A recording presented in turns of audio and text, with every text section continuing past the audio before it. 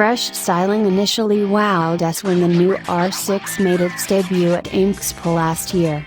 But after reading the press materials and Yamaha's presentation, there was a glaring component nobody talked about: its engine. It turns out the heart of the new R6 is, well, the same as the old R6. No modifications, changes, or anything. Not that this is a bad thing. With a resume like the previous R6 engine has, if it ain't broke, don't fix it. While the engine might be the same as before, the R6 is entering into modern sport bike times with a few electronic bits inspired by its R1 Big Bro. Like many other Yamahas, the R6 now sees 3 drive modes: A, STD, and B, with A delivering aggressive throttle response, B soft response, and STD somewhere in the middle. Traction control and ABS are new additions to the R6 as well, but unlike the R1, the R6 relies on wheel speed sensors to control both functions.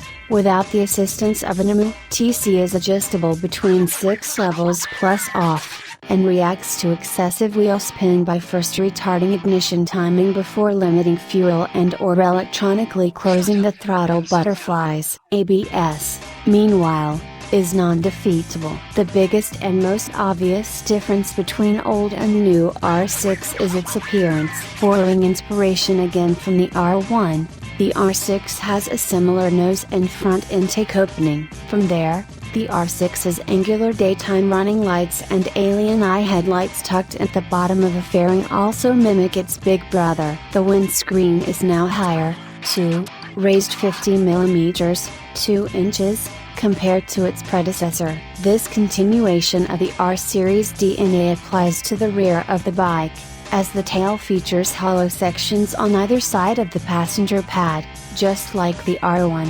When all is said and done, Yamaha says wind resistance with the new body style, including rider on board, is reduced by 8%, making it the most aerodynamic production Yamaha to date. In fact, the Yamaha folks tell us that in testing the new bike gained approximately 4 miles per hour more top speed compared to the previous bike, just from the new fairing alone. From there, changes are relatively minor. The frame remains the same as before, as does the swing arm, though the magnesium subframe has a new 20 mm narrower design. Aluminum is now the material of choice for the fuel tank, shaving nearly 3 pounds compared to its steel counterpart. Where Yamaha engineers primarily focused on was the front end. KIB provides the 43 mm fork, borrowed from the R1, with valving and rates better suited for the R6, which is 2 mm thicker than the previous fork. The front axle is larger as well, up 3 mm to 25 mm. Both these additions add rigidity to the chassis, which forced engineers to make a smaller lower triple clamp to reintroduce the flex and front end feel riders appreciate. Other changes to the front include 320 mm rotors, up 10 mm from before, still clamped by 4-pot calipers. The difference for 2017 is a change in front master cylinder. Nissan replaces Brembo in an attempt to provide additional feel at the lever, a criticism of the previous system. In the rear there's also a new KIB shock, along with a compact rear caliper. The big electronic feature carried over from the R1 to the R6 is the ability to plug in the accessory Yamaha CCU, or Communication Control Unit, for $700. R6 riders serious about their lap times can simply plug in Yamaha's data acquisition module. Among the many parameters recorded are traction control activation,